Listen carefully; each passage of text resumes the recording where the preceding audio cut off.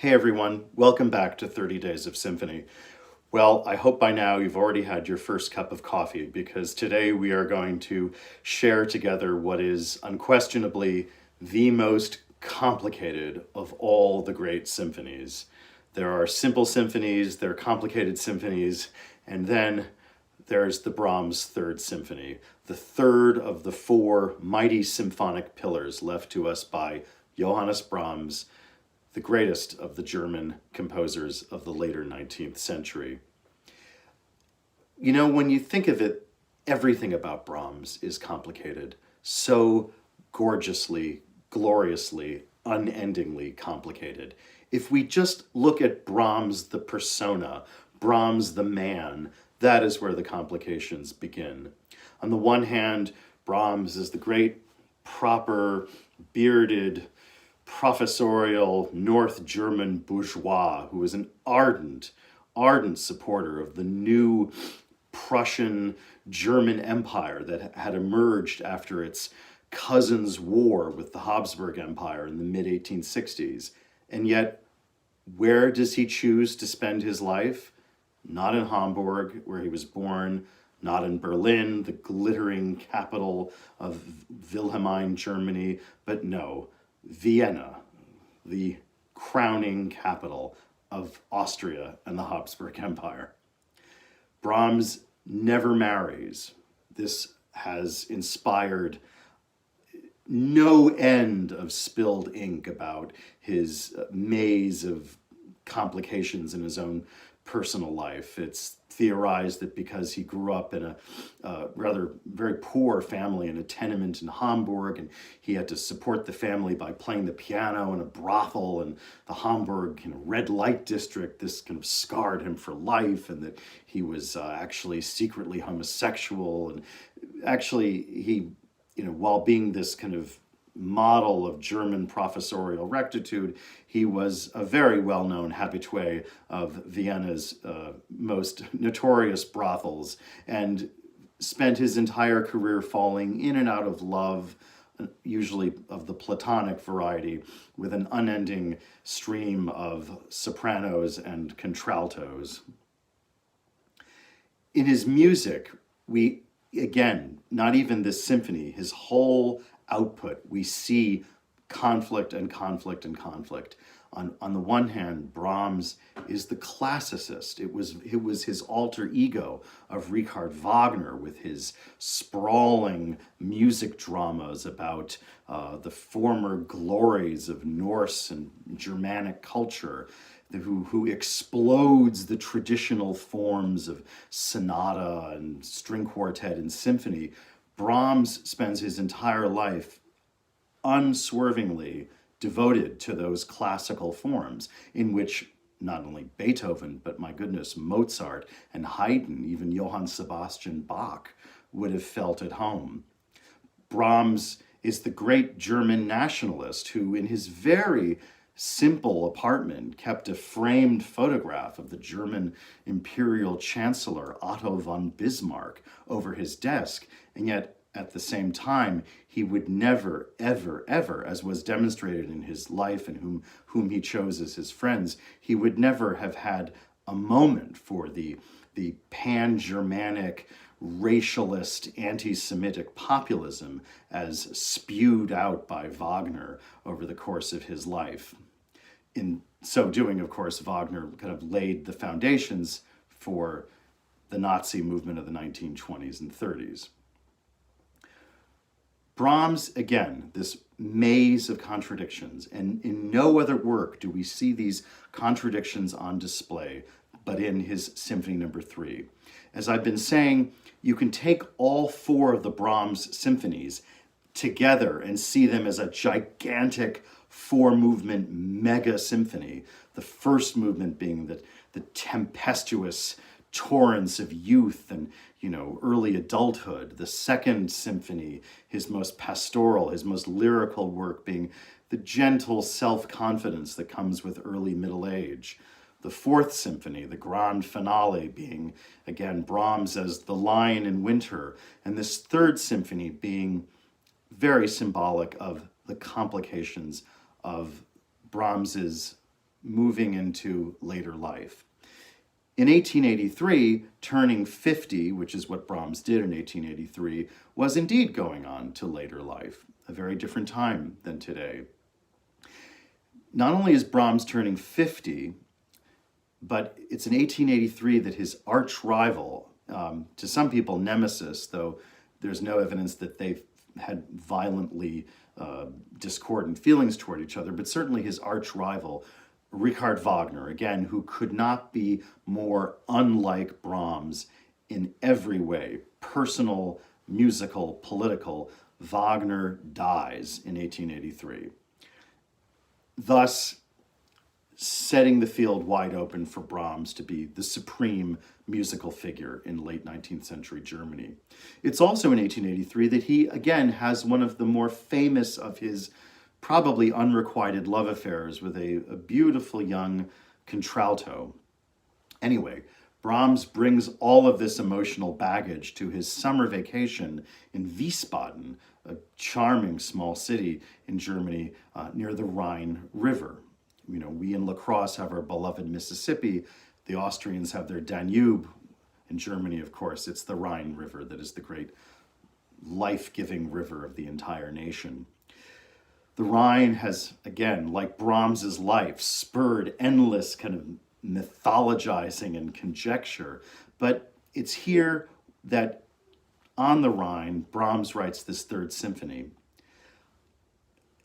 At the very, very beginning of this Third Symphony, all of these complications make themselves apparent. First of all is the meter and the tempo of the first movement.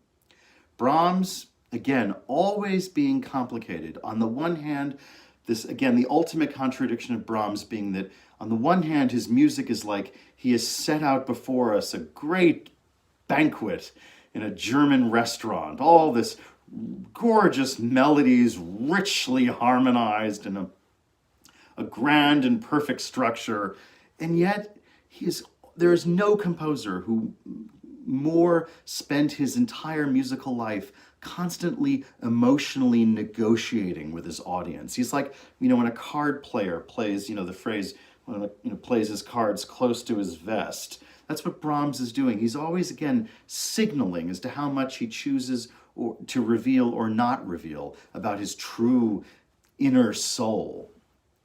Part of this is that Brahms never, ever gives us a metronome marking. Now remember the metronome, that mechanical device that now we all have on our cell phones. The metronome had been invented in Beethoven's day, and by this point, everyone writes metronome markings into their scores to tell the performers how fast or how slow the given piece of music should be. Everyone but Brahms. So every performer, conductor, singer, instrumentalist, has to make these decisions every time on their own. To make things more complicated, while he says that the music he gives an Italian tempo marking, allegro con brio, fast, with spirit, with energy. The music is in one of the most complicated time signatures, 6/4 time. So 6 beats to the bar. He then thematically starts with these 3 chords, an F, an A, in this case A flat, and the note F again, F, A, F. Now this goes back to Brahms's, again, his personal life, and that Brahms's best friend for many years was the great violinist Joseph Joachim, who premiered the Brahms Violin Concerto and the Double Concerto, amongst many pieces. Also one of the great musicians of 19th century Germany. And both Brahms and Joachim were single, and they would sign their letters with this little code. Joachim would sign letters with the 3 letters F-A-E, which stood in German for frei aber einsam, free but lonely. And Brahms would write his letters in response, signed F-A-F, frei aber froh, free but happy. And Brahms basically was free but happy throughout his entire life as a single person. It's those 3 notes, F-A-F, these 3 rich chordal gestures that begin the symphony. And it immediately set forth another conflict, which is that of major and minor. The music starts with an F and then an A flat, which would notate F minor, and then soon goes to F major. Brahms, I think he gets this way back from Franz Schubert, is constantly playing off major versus minor. Again, constantly sending his audience different emotional signals. Then there is the thematic material itself. That F, A flat, F forms the basis, the baseline of the entire score, connoting that the music should be in two. This F, A flat, F, this, you would think the music should be in two. However, the main theme in he says, actually Brahms writes passioni, right? These passionate violins, this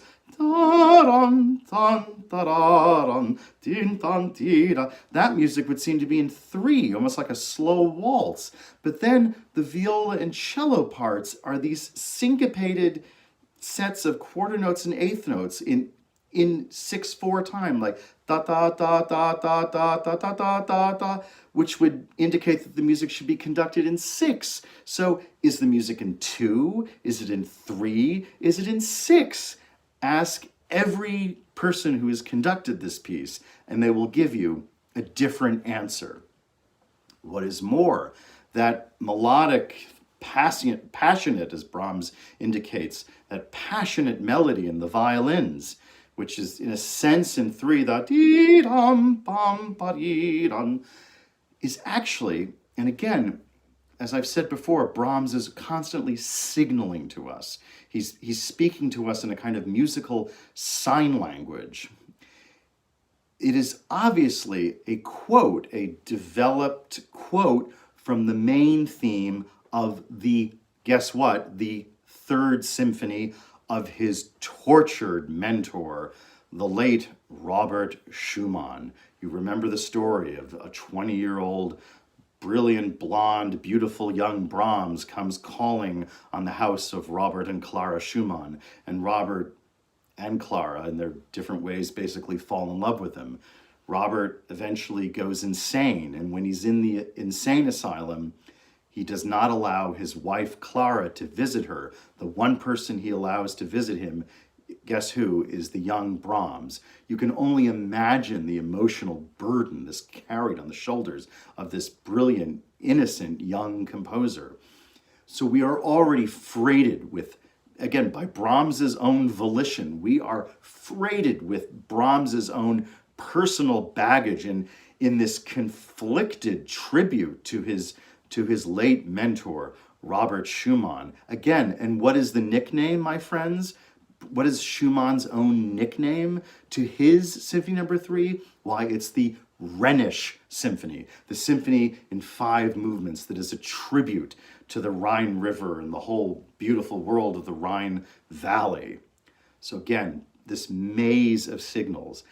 If it were not already complicated enough, the second subject of the first movement of the Third Symphony is also, for his contemporary audience back then in the 1880s, a not so subtle quote from the Sirens song from that opera by, guess who, Richard Wagner, the opera that Brahms admired the most, his rather early opera, Tannhäuser, where the sirens are beckoning. You know, remember, it's sirens, not like in police sirens, but these beautiful, beautiful women who are beckoning to the handsome young sailors to come to the shore, where they will meet, a disastrous fate. As it happens, up the river from Wiesbaden on the Rhine is the famed Lorelei Rock, which is this mighty kind of cliff face on the Rhine River. And the Lorelei, as some of you may know, is that figure from German mythology, again, the beautiful siren who lures the innocent young sailors to the rocks from which they will be thrown to their deaths after having been, tasted the delights of seduction.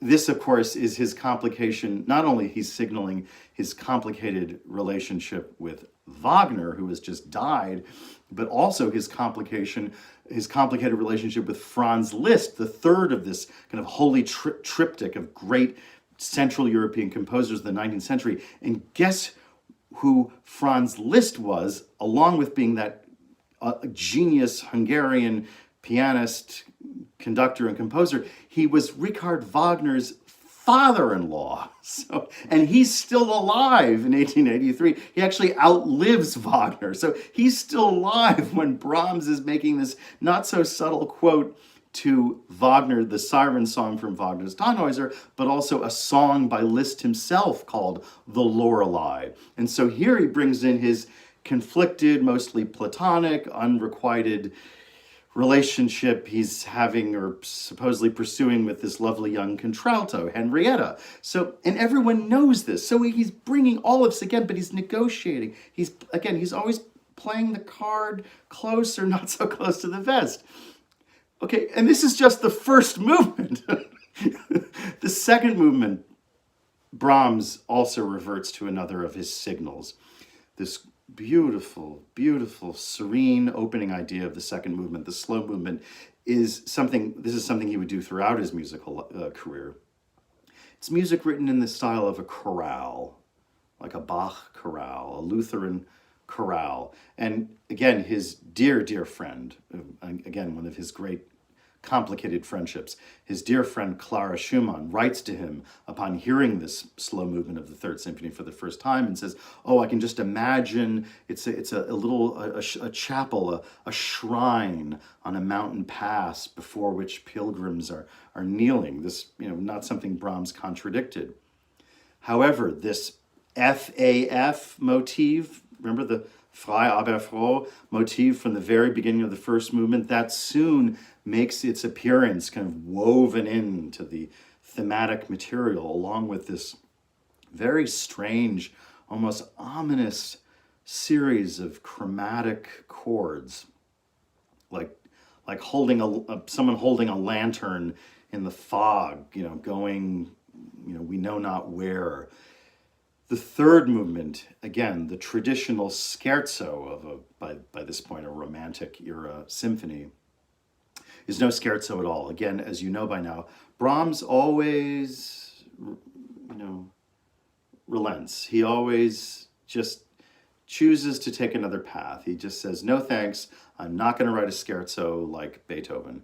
Instead, we get this languorous waltz-like idea, which actually has a very kind of a gypsy tone to the character of its melody and its ornamentation.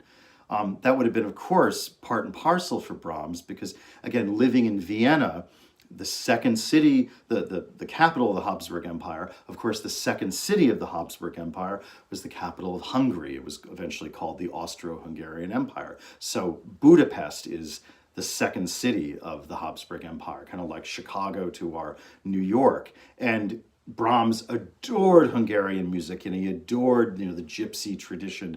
And of course, he wrote all those amazing Hungarian dances, which by this point, every single music lover in the world had in their piano bench a copy, a set of a score, a piano score for Brahms's Hungarian dances. So he's writing again, signaling his love of this gypsy style. The tune is so accessible. Again, Brahms not being complicated, being just gorgeously accessible. The tune is so memorable that, I kid you not, in the 1950s, Frank Sinatra turned it into a pop song, turned it into a hit single with, of course, American English words. The finale is another web of contradictions. We do get a new idea, again, in harmonically complicated, in the Phrygian mode, which is one of the ancient modes of Western music, goes back well over 1,000 years. That's kind of a complicated version of the minor scale. It's close to a minor scale, but yet different. And so this idea has this kind of modal sheen to it. It sounds like something out of its time for German music in the 1880s. The second subject of the finale is a much more portentous, kind of pompous version of the second theme of that sun-dappled slow movement, the second movement, now completely transformed. So here Brahms is also, by this point, he hasn't just played the Schumann card. He hasn't just played the Franz Liszt card. He's now playing this kind of cyclic form card, which was something that as a classical composer, you never did. This was this form that was like inspired by the Beethoven Ninth Symphony, by the late works of Schubert, then vastly exploited by Franz Liszt, composers like César Franck, where you brought back earlier themes. You brought back thematic material from previous movements and kept developing them in other movements. Just think about how, like a great symphony of Mozart, all the themes are different. They're all unique to their particular movement. But with his third symphony, Brahms is saying, oh, no, you think I'm this classicist of a composer. No, here I'm doing this late romantic thing that like Liszt and Wagner and all those guys, the new German school would do, and I'm writing this symphony in cyclic form. After this incredibly fraught climax in which all of these musical, historical, and personal contradictions are kind of brought to a froth, we then have the ultimate sunset ending. This symphony does not end with a bang, but rather with a whimper, or more accurately, this gorgeous, dappled sunset. He brings back in this kind of sublime conversation that theme from the second movement and the FAF, the frei aber froh idea. Now suddenly just this sense of release, like a death-like release, all in this warm, major, not minor, but major tonality. Brahms's third was the first major symphony to be written with a soft ending. Every symphony, every famous major symphony that had been written before Brahms's third in 1883, just think about Mozart, Haydn, Beethoven, Schubert, Schumann, Mendelssohn, all of these symphonies ended with a big, forceful ending. No one had ended, again, not with a bang, but with a whimper. Brahms does. He here takes, again, his endless emotional negotiation with his audience, he takes the ultimate risk. And for the first time, giving them this quiet, this hushed, quiet ending. To my surprise, the audience in that Vienna of 1883 actually got the signal. It was not misunderstood. It was accepted and embraced as, once again, an even greater symphony than the previous two, as Brahms's friend and colleague Antonin Dvorak remarked at the time. So again, this symphony, rich and replete with all manner of conflicts and complications, all sublimely resolved for us if we just meet it halfway at the very end.